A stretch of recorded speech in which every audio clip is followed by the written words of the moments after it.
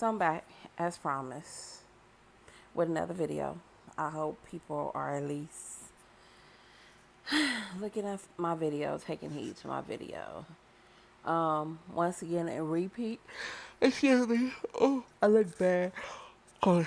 In this period of quarantine, I just been cleaning. You know, when you work so hard, you be like, damn, I missed the spot, I missed the spot, I missed the spot. And I missed a lot of spots, apparently. Anyway, I'm sorry. When I do a video tomorrow, I'll be cleaned up. I'm just trying to get things out the way. Excuse me. So, if you don't know who I am, I just started making YouTube videos. I was currently working in a convalescent home for years. And the reason for my videos is because I experienced a lot that scarred me.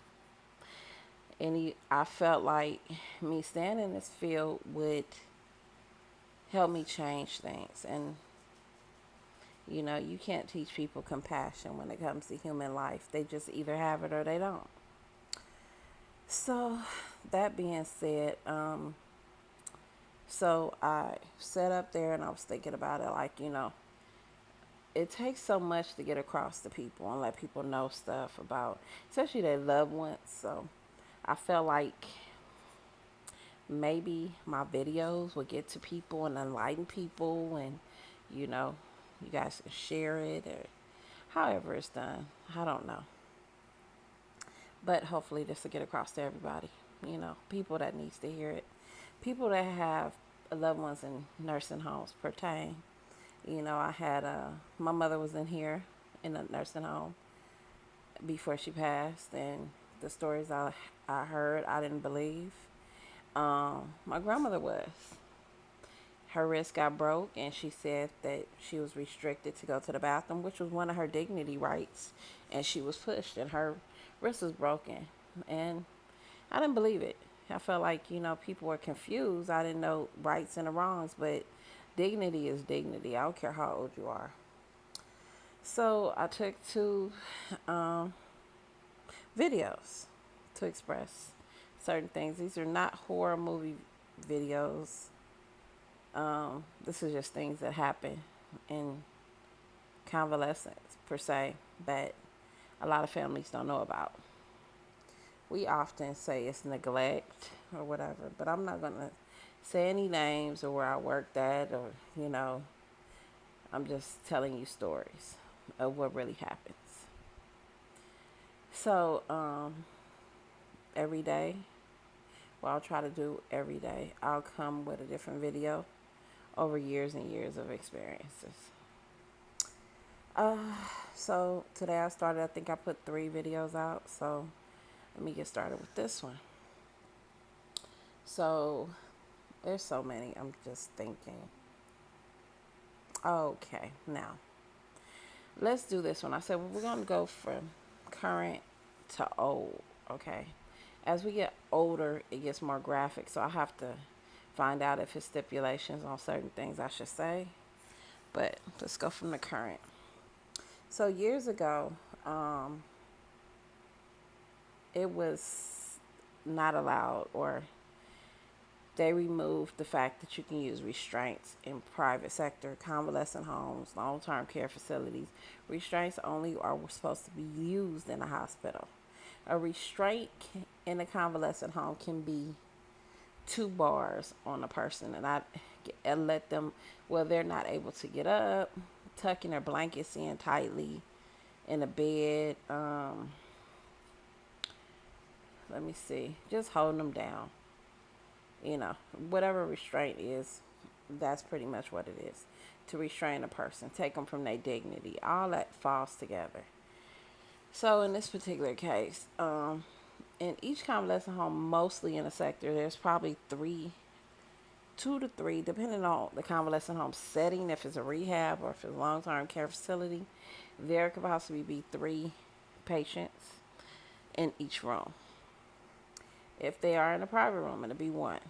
Or then you might have people in 2 bedrooms, depending on, like I said, the facility, protocols, and all that good stuff. So, this particular time, like I said, back to the ratios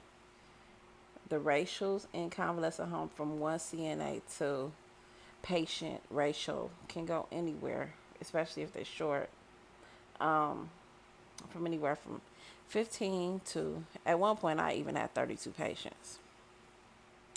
So this particular night, I remember we had, it was six, it was 15, it was complete. Um, and yeah, we were six. And I remember distinctly seeing one of my coworkers. She had disappeared and she went in a room. So her call lights were ringing. And so I'm like, okay, and I called her name. The call lights ringing. She didn't ever say anything, but looked like she was just, back and forth.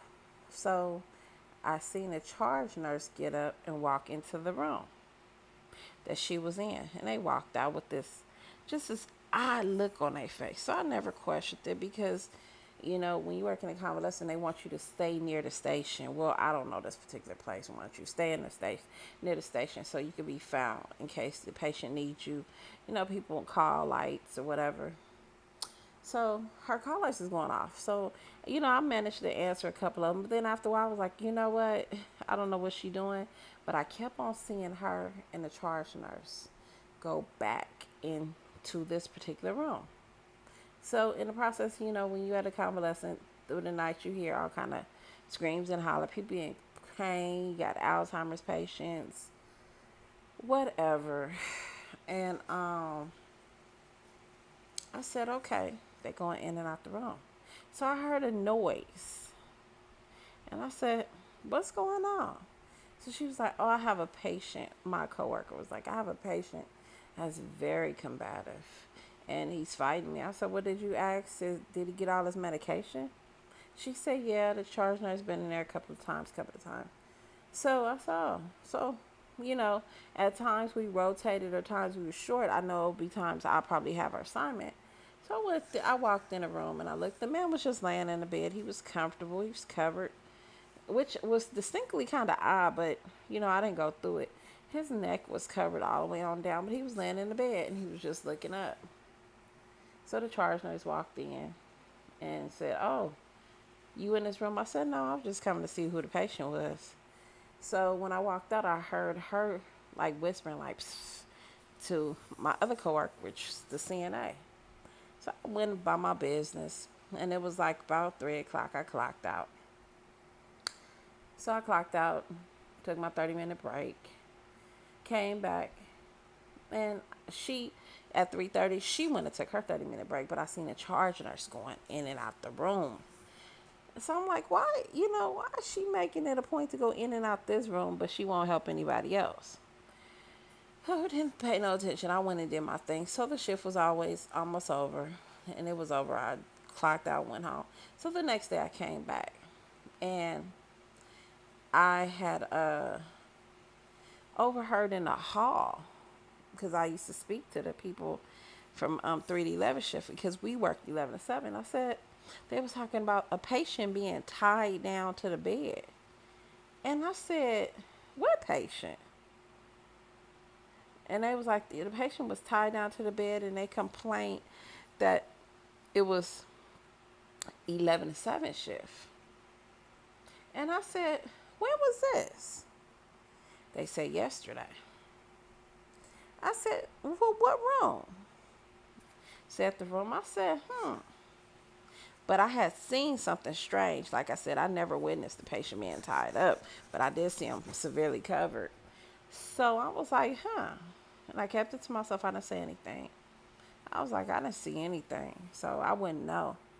So the shift died down later on that evening, and a supervisor came to the station and called my coworker. This supervisor that was in and out the room says to my coworker, hey, how you do? Well, she says her name. I'm not going to say her name. She says, so I get a call at home, and they asked me, do I know about a patient being tied to the bed. And so my coworker was like, okay. She said, did you tie the patient to the bed? My coworker, I was in a room with another patient that was on hospice. I'm behind the door listening. My coworker said, yeah, I did. I tied him to the bed and such knew about it. And she, said she told you. So, what was said? Oh, but did you remove the restraints when you tied the patient up to the bed? And she said, yeah, I did. Said, because the supervisor says, next time be more careful. And if you do anything like that, watch what you do. And I'm pissed off because they called me on my day off. This is who we have in charge of our family when we place them in these homes for trust, to be monitored, to be clean, to get care. This is what we do. And it doesn't always go like this. This is a money thing. Long-term care facilities, people that are in it with these credentials. Like I said, I've always said you can't teach people compassion on humans. Either they got it or they got it. The man wasn't lying about being tied down. I didn't see him, but I overheard the conversation. So I reported it to the Department of Health. They came in and investigated. And I don't know anything further. But like I said, horror videos, horror movies. This is not a scary ghost movie. This is something pertaining to convalescent homes, long-term care, horror thoughts. You leave your loved one in the hospital expecting for care, and they get treated like this. So once again, I'll be back tomorrow, and I'll be going further with these videos. And thank you for listening, and subscribe to my videos. More to be said.